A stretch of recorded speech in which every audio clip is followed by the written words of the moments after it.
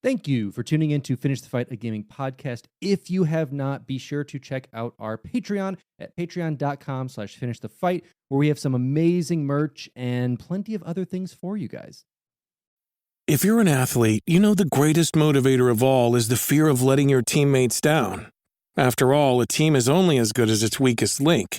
So you owe it to those wearing the same jersey as you to be your best every time you step on the field. That's why there's no vape in team. When you vape, you can expose your lungs to toxic chemicals that can damage your lungs. If you're a step behind, the team's a step behind. Brought to you by The Real Cost and the FDA.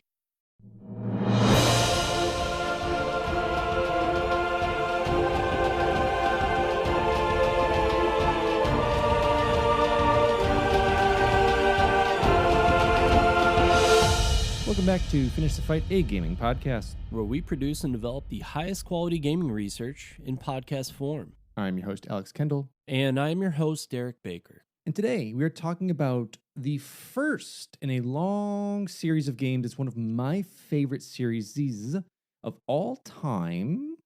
And we're talking about the first entry that we finally received in North America in 2020, but was released in Japan in 1990. And of course, we're talking about the first game in the Fire Emblem series, Shadow Dragon and the Blade of Light. Yeah, Fire Emblem now, it's weird to think about because it's become such a staple in the Nintendo franchises. But for a while there, growing up with the Nintendo games, I don't think the American audiences really knew a lot about Fire Emblem, except for that there were a couple of characters in Super Smash Bros. And that's really where I feel like the interest in those games started to pick up a little bit more. We had a similarity in Final Fantasy, but Fire Emblem gave us sort of that classic Nintendo twist on turn-based RPGs. Yeah, I mean, we first see Fire Emblem in 2003 with a couple different Game Boy Advance games leading to the DS, and then, leading to like Marth and Roy being kind of the first intros for people in Smash Bros. Who hadn't played either the Game Boy games for that. And then obviously in our latest Smash Bros. Having like 6 characters or so from Fire Emblem, somewhere around there. I mean, at this point, it's become Super Sword Brothers because of how many characters there are that have swords. Yes. From the Fire Emblem series. And it existed with it. So it's one of my favorite series I'm excited to talk about today. So let's jump right into it. Fire Emblem Shadow Dragon and the Blade of Light is a tactical role-playing game developed by Intelligent Systems and Nintendo R&D1 and published by Nintendo for the Famicom. It is the first installment in the Fire Emblem series and was originally published in Japan in 1990. Set on the fictional continent of Arcania, the story follows the tale of Marth, Prince of the Kingdom of Altia, who is sent on a quest to reclaim his throne after being forced into exile by the evil sorcerer Garnef and his dark master, Medius, the titular Shadow Dragon. Forming new alliances with neighboring kingdoms, Marth must gather a new army to help him retrieve the sacred sword Falchion and the Fire Emblem shield in order to defeat Garnef and Medius and save his kingdom. The gameplay revolves around turn-based battles on grid-based maps, with defeated units being subject to permanent death. Beginning development in 1987, it was conceived by designer and writer Shozu Kaga, who wanted to combine the strategic elements of Intelligent Systems' previous simulation project, Famicom Wars, with the story, characters, and world of a traditional role-playing video game influenced by Cure Software's First Queen. Keisuke Terasake acted as director, and Gunpei Yoki produced, while the music was composed by Yuka Sugiyoko. The scale of the game meant that the team needed to find ways around memory storage problems, and make compromises with the graphics and storyline. While initial sales and critical reception were lackluster, it later became popular, launching the Fire Emblem series. The game would later be credited with popularizing the tactical role-playing genre in general. The game was officially localized and released outside of Japan for the first time on the Nintendo Switch on December 4th, 2020, in commemoration of the franchise's 30th anniversary. This updated version features new quality of life improvements, such as fast forwarding and rewinding through player and enemy turns, and the ability to create suspend points in the middle of gameplay.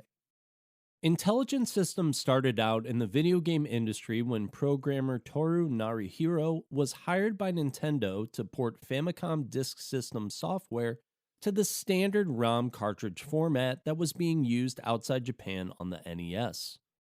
Similar to the origins of HAL Laboratory, the team soon became an auxiliary program unit for Nintendo that provided system tools and hired people to program, fix, or port Nintendo-developed software. Much of the team's original work consists of minor contributions to larger games developed by Nintendo R&D 1 and Nintendo EAD. Narihiro programmed his first video games, Famicom Wars and Fire Emblem Shadow Dragon and the Blade of Light, towards the end of the Famicom's life cycle, although the game design, graphic design, and music was provided by the Nintendo R&D 1 team. Because of Narihiro's success, Intelligent Systems began to hire graphic designers, programmers, and musicians to extend the company from an auxiliary tool developer to a game development group. The company continued to develop new entries in the Wars and Fire Emblem franchises. In 2000, Intelligent Systems produced Paper Mario for the Nintendo 64, which ended up becoming a surprise hit, leading to 5 sequels being produced. 3 years later, the first entry in the WarioWare series was released on the Game Boy Advance, and it too became a successful series. Now, as we talked about before, Shadow Dragon and the Blade of Light was co-developed by Intelligent Systems, as Derek had said, and Nintendo Research and Development 1, or R&D 1. It began after Intelligent Systems turned its attention away from developing hardware for the Famicom towards creating what they called simulation games. It was directed by Terasaki and produced by Yokoi. The initial concept was created by Shozu Kaga, who acted as scenario writer and designer. The graphics and character art was cooperatively handled by Toru Owasawa, Naotaka Onishi, Satoshi Mashida, and Toshitaka Muromatsu. The music was composed by Yuka Sugiyoko, with technical guidance by Hirokazu Tanaka. Sugiyoko, who would become a recurring composer for the series, became involved as she was the only composer then employed by Intelligent Systems. The initial development team was not very large, and several staff members undertook multiple tasks. Conceptual development for Shadow Dragon and the Blade of Light began in 1987, 3 years prior to its release. The concept was first decided upon after the completion of Famicom Wars, as the team wanted to move away from the war-based setting of Famicom Wars and create a role-playing experience. The project was first proposed to Nintendo by Kaga with a design document.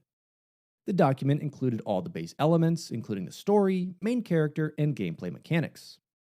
At this stage, the project was called Battle Fantasy Fire Emblem. Kaga cites Cure Software's First Queen as an influence for the game. The staff never considered the game as a commercial product, being defined by Kaga as a doujin product that was made on a whim. To make the game accessible to a wide audience, Kaga did his best to avoid emphasizing stats and other numerical data. The game's genre necessitated the extensive use of the Famicom cartridge's memory, and Shadow Dragon and the Blade of Light exceeded those limits, so Intelligent Systems used a portion of memory dedicated to saving games to get around this limitation. With Nintendo's help, they created a new chip for the cartridge that they could process and display Japanese text. Kaga wanted to create a scenario where players would care about the characters in a similar way to a role-playing video game. According to Kaga, while role-playing games had strong stories but limited protagonists, tactical games had multiple characters but a weak story. Fire Emblem was his solution, combining the two to create a fun gameplay experience with relatable characters. This lack of emphasis on a single character was intentional, to the point that even Marth was not considered by Kaga to be the main character. The setting and characters drew inspiration from classical mythology. During the early story draft, there were 2 dragons that acted as bosses, the Earth Dragon Gaia and the Water Dragon Neptune. While Neptune was scrapped due to hardware limitations, Gaia would evolve into the character of Medeus. The series' titular Fire Emblem appears in its first and most recognizable form as a shield with mystical power. The artifact's title made reference to war and the power of dragons, which would form a key part of future entries. The use of such an extensive story approach was a rarity in Famicom games at the time, which were still beset by memory storage problems. Multiple scenarios were also planned by Kaga to alleviate the linear feel of the campaign, but this could not be managed. The initial plan was to create set-piece graphics for key story moments, similar to simulation titles on PC games. Among the scenes initially planned were Marth kneeling next to the character Jagan in a pool of blood, and two characters escaping from an ambush. To try and accommodate the advanced graphics, the team opted to use an MMC3 memory chip.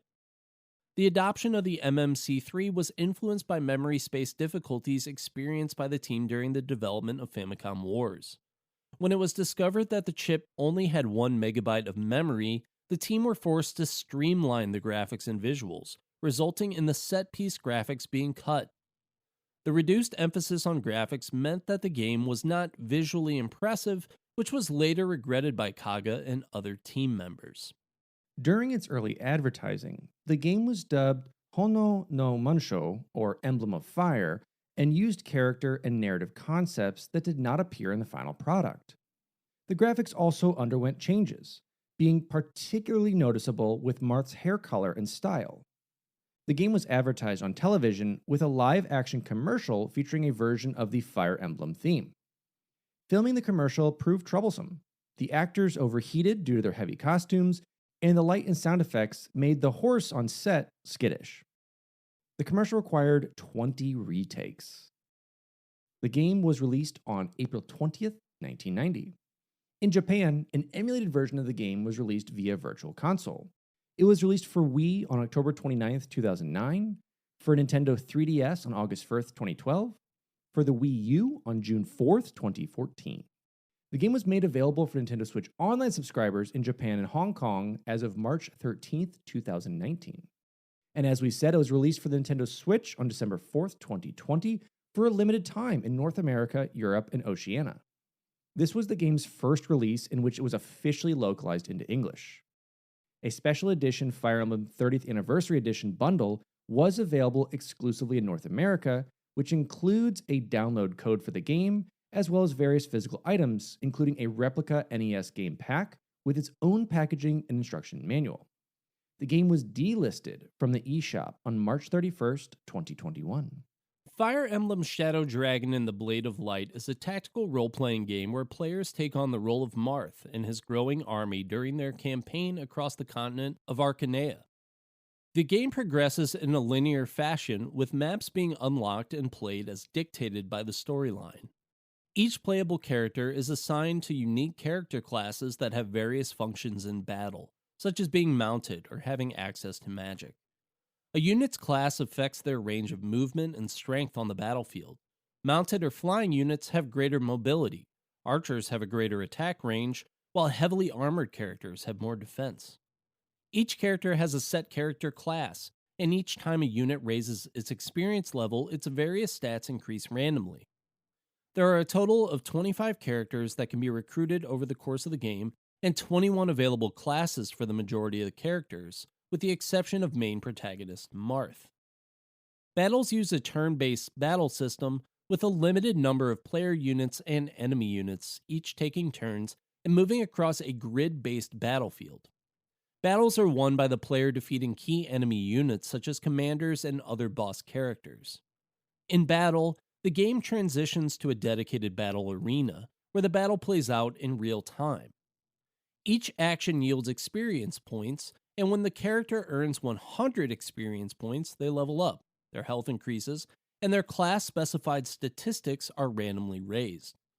During missions, towns and secret vendors can be visited, where new items such as healing potions, weapons, and armor can be purchased. Weapons and armor are specific to different characters, and each weapon has a limited lifespan before breaking when it reaches its limit. Currency is limited to certain scripted or player-driven events, or wagering on arena battles. If a character falls in battle, they are subjected to permanent death, removing them from subsequent missions and the rest of the storyline. The game ends if Marth falls in battle. Now, When it comes to the story, long ago, the continent of Arcanea was invaded by the Dor Empire, led by the shadow dragon Medeus. Henri, a youth from Altea, defeated the shadow dragon using the divine sword Falchion. The kingdom of Arcanea was restored and the world entered an era of peace. However, 100 years later, Medeus is resurrected by the evil wizard Garnef, who has conquered the mage state of Caden. The two form an alliance with the kingdoms of Macedon and Grust in order to conquer the world. Cornelius, the king of Altea and successor of Henri, takes up Falchion and leaves to battle them, leaving his son Marth and daughter Elise in the care of his castle, manned by Altea's ally Gra. However, Gra betrays Altea to Dor. Cornelius is killed, Falchion is stolen, and Elise sacrifices herself so Marth can escape. Accompanied by a handful of knights, he takes refuge in the island nation of Talis. Several years later, Marth repels a pirate invasion of Talis, leading its king to conclude that he is ready to battle Dolor. He sends Marth out with several of his most trusted men and his daughter, Princess Cadea. Marth first rescues the kingdoms of Aurelius and enlists the aid of his king's younger brother, Duke Hardin, and his retainers. He meets Princess Naya, the last survivor of the Arcanian royal family and leader of the resistance against Dolor. She gives him the Fire Emblem, a legendary treasure given to the hero destined to save the world. The two march to Arcanea and free it from Grust's grasp. After briefly invading Cadine in search of Falchion, Marth retakes Altea. He learns that his mother was killed in the invasion and that Garnef is holding Elise prisoner. Marth next battles Grust and their top general, Camus, who rescued Nina from execution at Dorian hands. He chooses to uphold his honor as a knight of Grust, and Marth is forced to defeat him. Marth is contacted by Goto, a wise old sage, who informs him that Garnef wields the tomb Imhulu, making him invincible. The only thing capable of defeating him is the magic of Starlight, which I just want to jump in. Side note, that means he's not invincible, but okay. Goto sends Marth to the Fane of Raman to find the materials needed to create Starlight. He also rescues the divine dragon Tiki. Marth then invades Macedon and deposes the tyrannical king Michaelius with the aid of Michaelius' sister Minerva. There, Goto reforges Starlight. Marth invades Caden once more, defeats Garnef, reclaims Falchion, and rescues Elise. He then makes his way to Dolor, battles, and defeats Medeus, returning peace to the land. If Kada has survived the events of the game, she and Marth declare their love for one another. The series' original music was composed by Yuka Sugiyoko. As the only music composer at Intelligent Systems when Shadow Dragon and the Blade of Light was in production, she acted as both composer and sound director up until Thracia 776 when she left the company to become a freelancer after completing the score for Paper Mario. She has worked on later Fire Emblem games alongside other composers including Saki Kasuga, Hiroki Morishita, and Rei Kondo. The series includes several other notable staff members. Toru Narihiro, who was involved in every Fire Emblem since the original, Masahiro Higuchi, who began as a graphics designer for Genealogy of the Holy War, and Kuhei Maeda, who wrote the scenarios for every game since The Blazing Blade and became a director for Awakening. According to Kaga, upon release, Shadow Dragon and the Blade of Light received extensive criticism from Japanese publications. Many of them noted that it was difficult to understand and had fairly poor graphics, awarding it low scores. In contrast, popular opinion was more positive. In a poll taken by Family Computer magazine, the game scored 23.48 points out of 30. Likewise, sales of the game were flat for the first 2 months of sales, but improved after word of mouth had spread. According to Kaga, a notable journalist devoted a Famitsu column to the game, and this prompted sales to pick up around half a year after release. As of 2002, Shadow Dragon and the Blade of Light had sold 329,087 units, being the third best-selling title in the series to that date. According to Metacritic, the Nintendo Switch version received mixed or average reviews based on a weighted average score of 62 out of 100 from 29 critics. The website also stated that the game understandably failed to impress modern critics. Despite the slow start, Shadow Dragon and the Blade of Light proved enough of a success that a sequel was commissioned. This would become Fire Emblem Gaiden, which was released in 1992. Shadow Dragon and the Blade of Light was partially remade as part of the third installment, Fire Emblem Mystery of the Emblem, which also continued the story of Marth. A full remake for the Nintendo DS was released internationally under the title Fire Emblem Shadow Dragon, marking the first time the content of the first Fire Emblem was made available outside Japan. The setting of Arcanea would be used again for the 13th entry, Fire Emblem Awakening. Shadow Dragon and the Blade of Light not only launched the wider Fire Emblem series, but is also seen as the reason the tactical role-playing genre became popular in Japan. It has thus been credited with indirectly influencing the creation of other notable games within the genre, including Tactics Ogre, Let Us Cling Together, Final Fantasy Tactics, and the Disgaea series. The basic mechanics within Shadow Dragon and the Blade of Light would form the basis for the gameplay of nearly all subsequent Fire Emblem titles. In addition to helping popularize the genre, it is also credited with pioneering multimedia advertising through its use of a live-action television commercial in addition to magazine previews, which would later be used for series such as The Legend of Zelda. Its combination of battle and story segments also provided inspiration for the gameplay of the Sakura Wars series. So a lot to kind of unpack at the end there, and talking about, one, we finished in record time. Two, yeah, baby. I wanted to provide this for our staple to talk more about Fire Emblem in general. And I wanted to bring this up as we talk more about this game and kind of why we chose it, in the ways of seeing a title that wasn't critically successful, I would say, but is then kind of picked up in more of like this cult following built into a true following with its fans. And, we see where it is today. So as always, Derek, why don't you go ahead and start it up of why did we choose this and what do you think of it? Hey, it's Kaylee Cuoco for Priceline. Ready to go to your happy place for a happy price? Well, why didn't you say so? Just download the Priceline app right now and save up to 60% on hotels. So whether it's Cousin Kevin's Kazoo Concert in Kansas City, go Kevin, or Becky's Bachelorette Bash in Bermuda, you never have to miss a trip ever again. So download the Priceline app today. Your savings are waiting. Go to your happy place for a happy price. Go to your happy price, Priceline. Yeah, the first Fire Emblem game, and just a really interesting path, I think, to make its way to Western audiences. I touched on just that inclusion of Marth and Roy in Super Smash Bros. Melee, I think, was such a big, important step to really get this game to Western audiences, which I do think is an important part of its development, because it becomes a more rounded series.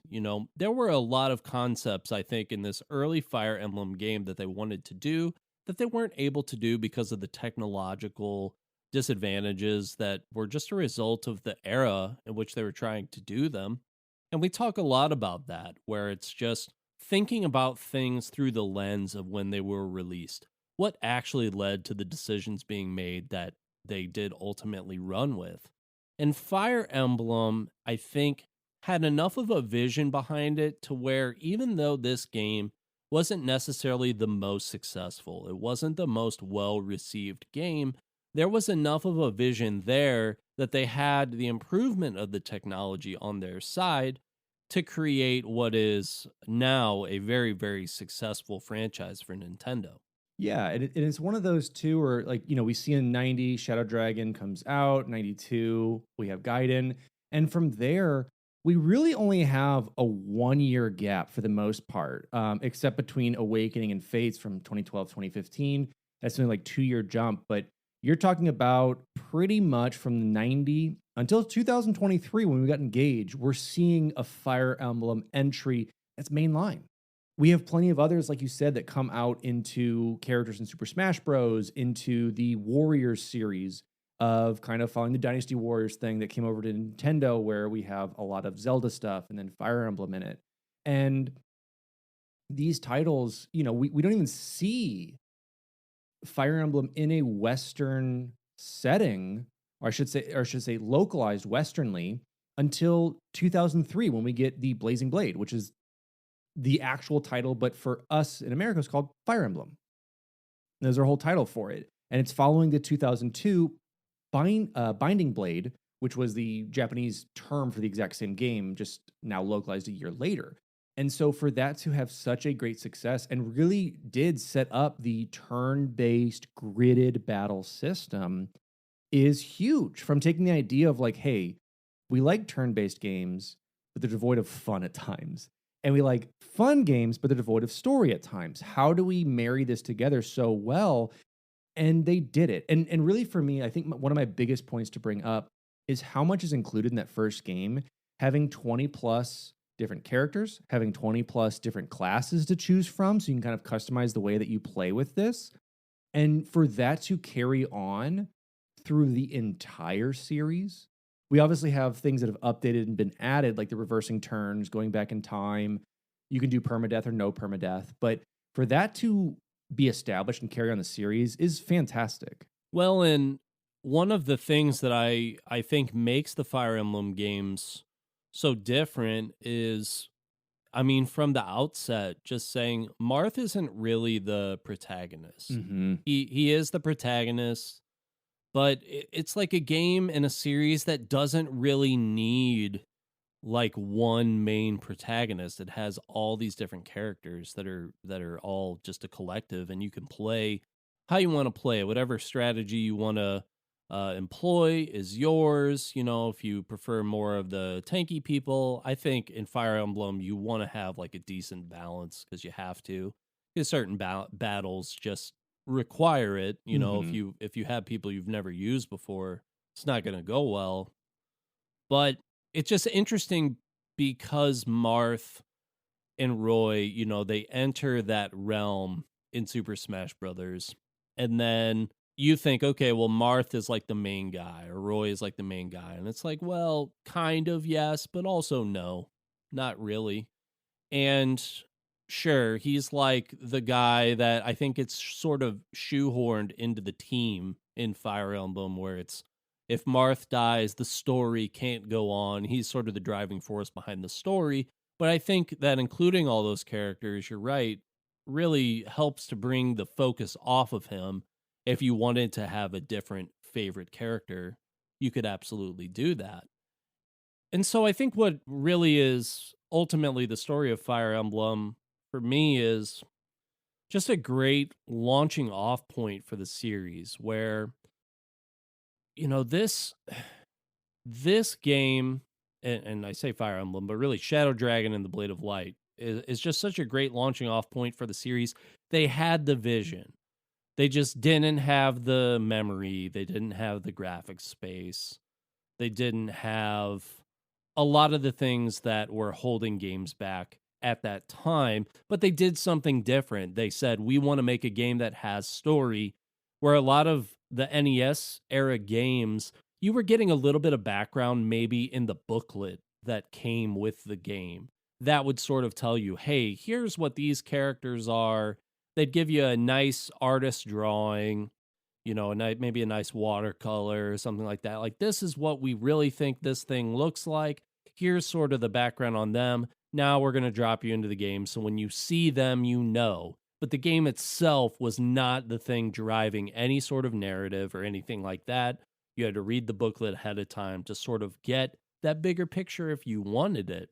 And then, outside of Fire Emblem, Intelligent Systems, just what a hit machine. I mean, doing Paper Mario, doing WarioWare, doing the Advance Wars stuff as well, which very limited game series, but definitely received well. And then, of course, launching off Fire Emblem, which is the biggest of those four.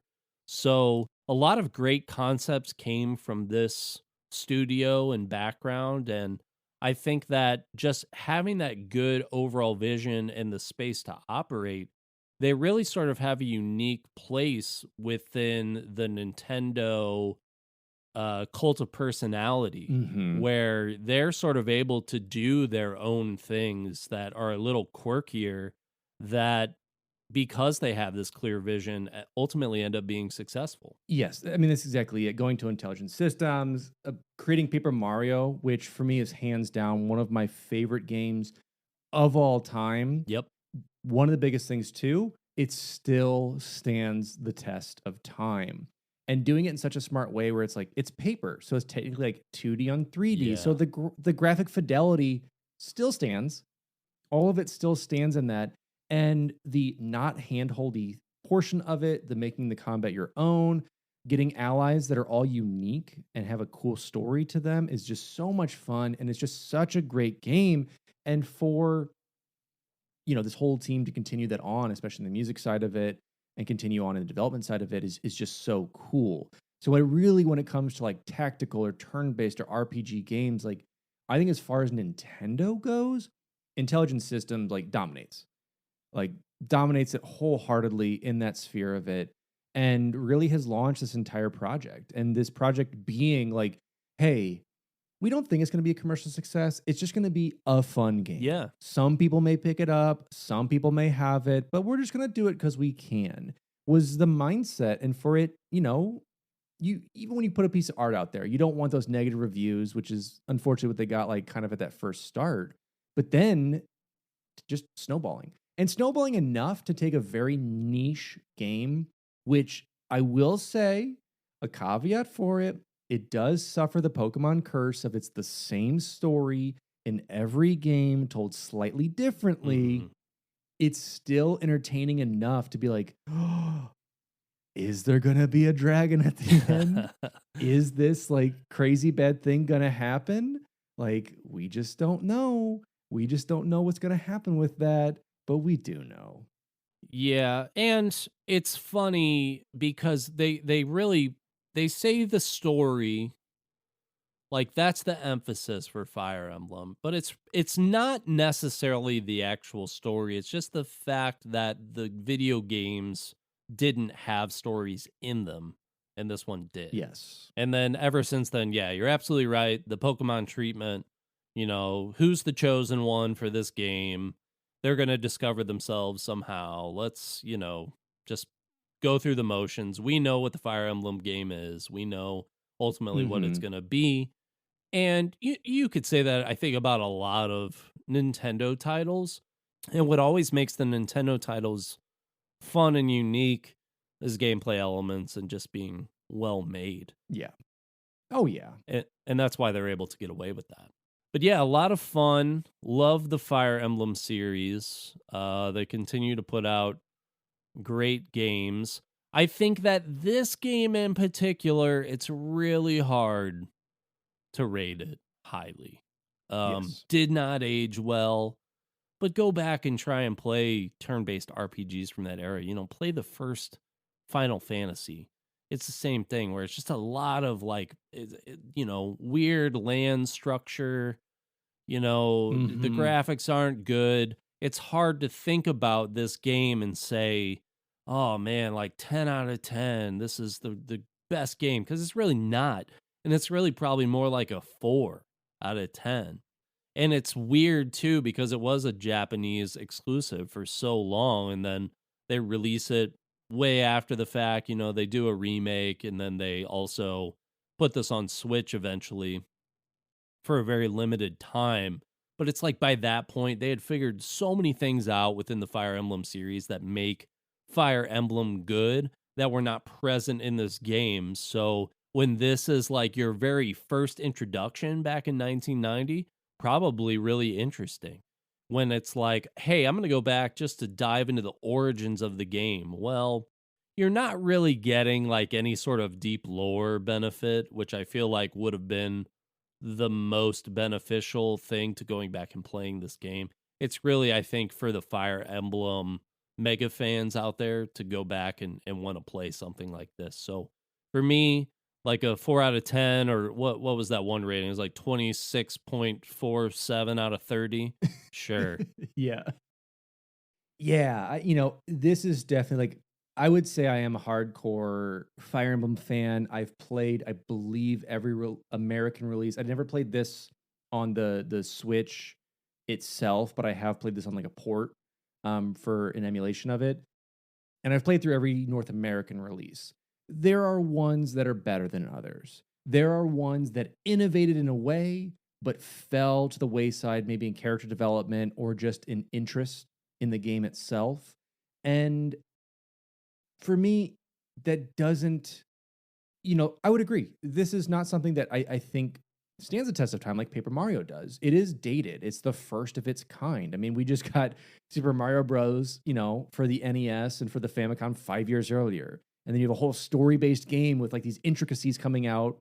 And it's a whole different shift from like, I have Jumpman, I press A, to, hey, here's a very complex system of like number crunching and like doing these things and making this work. And so, yeah, in retrospect, I don't really think it's fair as this first game to give it a rating besides like, it's an ancestor. It is an establishment, is a thing that brought this series. And it's a series that is very near and dear to me that I love. So if I had to give it a rating, it would honestly be probably just a few words I'm going to give for it. It's 3 words in total, Derek. It is something that makes our hearts sing. It's something that we love deeply to a passion. When a crowd chants it to us, you just love it. And it's Roy's our boy. Roy's our boy. That brings back some deep memories. Roy was my boy many, many times. Roy was my boy. He's all our boy.